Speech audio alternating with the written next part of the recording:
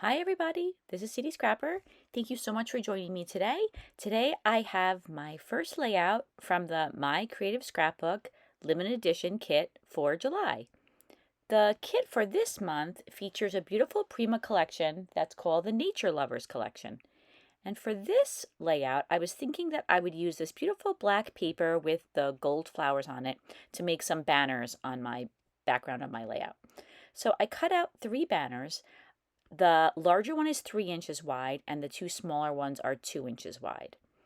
Once I had cut those out and cut a fishtail on the end, I backed them with some black cardstock, and the black cardstock is just a little tiny bit wider than the pattern paper. I just wanted a very small border around each of those banner strips. Once I had the cardstock just the right width, I began attaching down the pattern papers on top of the black cardstock. And I would say that the border, the black border around the pattern papers is about 1/16 inch on each side. My idea is that I'm going to have the larger strip going down the center of the layout, and then I'm going to have the smaller strips on either side, just the way you see them laid out right here. I could have cut the fishtails in the black cardstock before attaching the pattern paper down, but I thought that it would probably come a little bit more even if I had the pattern paper already attached down. I wanted to use some white cardstock in the background, so I took a textured piece of white cardstock and I'm just cutting it down a little bit so that there'll be a black border all around the outside of the white cardstock. And I thought that the black border would help to balance the layout since I'm going to be putting those black pattern papers going down the center. I just felt that the black border would help to kind of contain everything. I decided that I wanted the center banner to be longer than the other 2 banners. So you could see here that I'm just measuring those out and then cutting them down. And my rotary trimmer is off camera, so I cut those down to size. And now I'm going to be using some fun foam to pop them up. I'm going to pop up all 3 banners. So I'm just cutting some strips of foam and cutting a little fishtail in the end. And I just love the way the fun foam is just the right thickness to add a little bit of dimension to the layout. Once all 3 of the banners are backed with the foam, I use some ATG adhesive and I attach them down to the background. So you could see here that I'm using my ruler. I just want to make sure that the center banner is right in the middle of the layout. And then once I have the center banner in place, I felt confident just kind of using my eye to judge how far away to put the 2 smaller banners. And you can see that I'm trying to be very careful to line everything up perfectly, but then in the end I changed my mind and I decided that I didn't want to have just a plain white piece of cardstock in the background. I do like the idea of having a white background. I like the contrast between the white and the black, but then I decided that I wanted to add a little bit more texture to the background. I was thinking about using some kind of mixed media in the background, but I didn't want to use a lot of sprays because whenever I use sprays, I kind of like to have a large area or at least a decent sized area for the sprays. I usually don't put sprays down when I have elements that are going across the whole page like this. So I just pulled this flower stencil from my stash. This is a Crafter's Workshop stencil. And I decided that I was just going to use some texture paste and make a background out of these little tiny flowers. And you might not see a huge difference between the plain white background and this background, but it makes a big difference to me because I do like to see texture on my layouts. So it's only a 6x6 inch stencil, so I have to move it around a bit to make the background.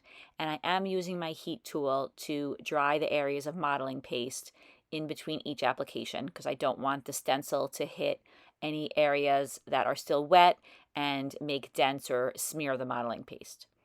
And I'm using the Crafter's Workshop modeling paste and I'm mixing it together with some white acrylic paint, and that just makes it a little bit whiter, the modeling paste a little bit whiter.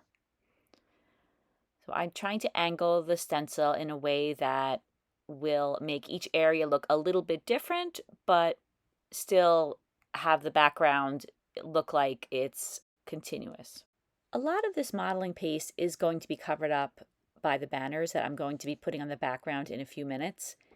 If you wanted to, you could take each of the banners and you could use a pencil and trace around the outside of them and only put the modeling paste in the areas that you know the banners aren't going to cover. I just thought that it would be a little easier to just apply the modeling paste over the whole background. And once I'm done applying the modeling paste, I take my heat tool and I dry the entire thing very thoroughly because I don't want to put other media on top of it and then find out that some areas are still wet. So I do try to be very careful about that. And I also am very careful about cleaning off my stencil right away. So now that my stencil is clean and the background is fully dry, I'm adding some Distress Oxides. Now, my entire goal is to just add a little tiny tint of color. I don't want the color to be overwhelming, and this is something that I just enjoy doing. It doesn't make a huge difference in the overall color scheme of the layout, but it's just something that I feel adds just a little touch to the background that I really like.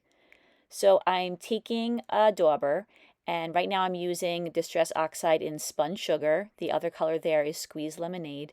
And I'm just really, really lightly rubbing the tops of those areas of the modeling paste. And if I rub too hard, it goes onto the background, and I don't want the color to be on the background. I have put some gesso on the background of this paper, so if I do get any Distress Oxide on the background rather than just on the flowers, which I definitely do, I can just spray it with a little water and use a paper towel to mop it up and then start all over again in that area. So I chose this background because essentially the background remains for the most part white, but there is some texture, there is some color, but it's not very, very eye-catching the way that if I put sprays in the background it would be. It's just really subtle, and like I said, I'd like to add some texture and I like to add little elements that maybe don't have a huge impact, but together I think they make the layout look more interesting. So you can see here that I'm still adding a little bit of color, and I would rather add a little bit and then add a little bit more than add too much at once. So now I think that I'm nearing the end, but I wanted to try the banners back on top again to see how the color looked.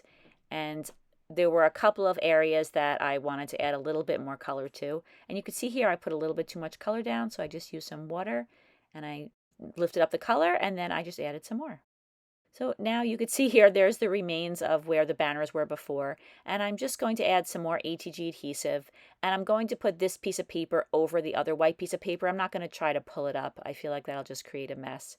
And I've cut the paper that I have the modeling paste on just a really teeny tiny bit smaller than the white paper that's down there. Again, I thought that would just add another little element of having papers that were layered on top of each other and give it a little bit more dimension.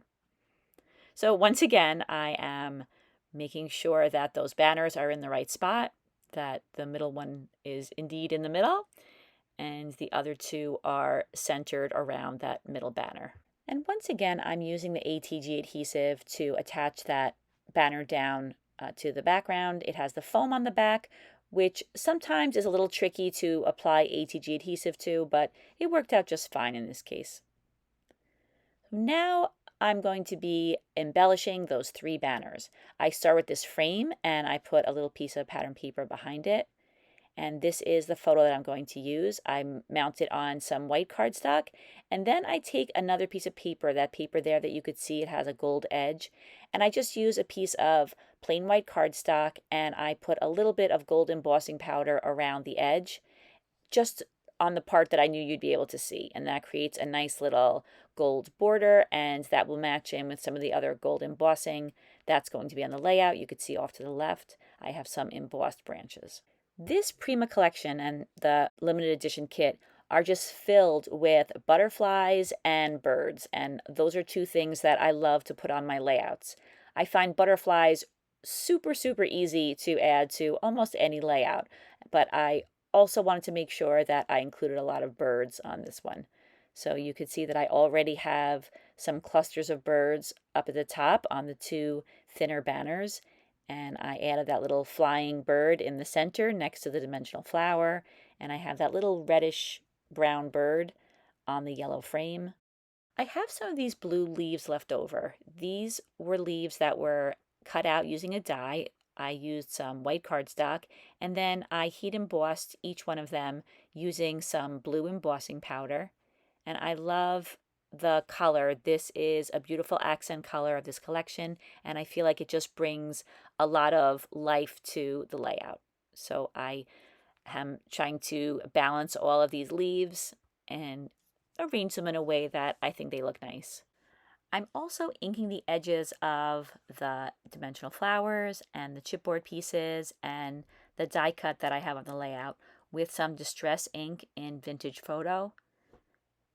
And I love the way inking the edges of things helps to create more contrast. And in this case, I like the way it gives everything kind of an aged look. So since I feel happy with where everything is on the layout, I'm inking the edges, and then I do start attaching things down. So these are all chipboard pieces, and I'm peeling off the backing, and you could see that I'm also inking as I'm going, and then attaching things down as I'm going. And the photo that I have here is a photo of my older daughter Danielle and my younger daughter Julia, and this is a subject that I've scrapbooked before. This is of a trip that we took to my older daughter Danielle's school when she was going to school in Rochester, New York. And we went to a conservatory, and it was super pretty there. And so I took a lot of pictures, and I thought that this picture went really well with this particular Prima collection. I don't remember seeing any butterflies there, but I do remember seeing quite a few birds. On the left, I had 3 pieces of chipboard. You could see that the butterfly piece of chipboard is off to the left, and it just was too much. There were too many pieces there, and I really love that butterfly chipboard, but I decided that I would take that one off because I'm going to be adding some loose butterflies. And then there's that blue circle that says Nature Vibes, and I really wanted to include that on this layout, but it doesn't make it onto the layout. It's just a different color than everything else, and I just couldn't find just the right spot for it. So I do end up taking that off. And now I'm popping up my title, Thankful for Today, on some fun foam. And I do have to cut the fun foam back a little bit because I did want the top of the title to rest on the photo. So once I cut back the foam, I add some ATG adhesive and I fit that title right in there underneath the photo. I continuously play around with the blue leaves.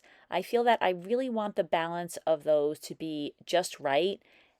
If something doesn't look quite right, if there's too many in one area and not enough in another, I feel like it'll be really visible because they're such a bright color and your eye is so drawn to them. So I do continue to play around with those a little bit. Now I'm adding in some die cut branches. I had cut these out again on some white paper, and then I embossed them with gold embossing powder. And I'll have all the names and the colors of everything that I've used on the layout in the description box. So you could always check in the description box for any of the product names, but you can also leave me a comment if you have any questions about anything at all. So I had envisioned this layout to be very busy, and so that's why I have not only those blue leaves, but also the gold branches. I really wanted it to look like there was a lot of nature on the page, and I figured what better way to do that than to include a lot of greenery, although none of the greenery is actually green, but you know what I mean. I thought that it would be nice to have a lot of branches and leaves and butterflies and birds. Now I'm adding some butterflies. Most of the butterflies that I use on my pages this month are fussy cut out from a sheet of pattern paper that had just tons and tons of butterflies on it. So I fussy cut out a whole page, and I'm using a couple of them on this layout. I am popping up the wings on some foam, and I put some adhesive down the center so that the middle will stick to the layout, and then the wings will be slightly popped up on the foam. And I like the way that makes the butterflies look a little bit more 3D. And now that I have everything where I want it, I'm going in with some Elmer's gel glue and I'm gluing everything down. And I do not see this glue in the stores anymore. I looked in Michael's, I looked in Joann, and I am not seeing this. So I'm going to have to switch up my glue. I've been using this glue for a very long time. So I hope I can find something that dries as crystal clear. If you have any suggestions, please let me know.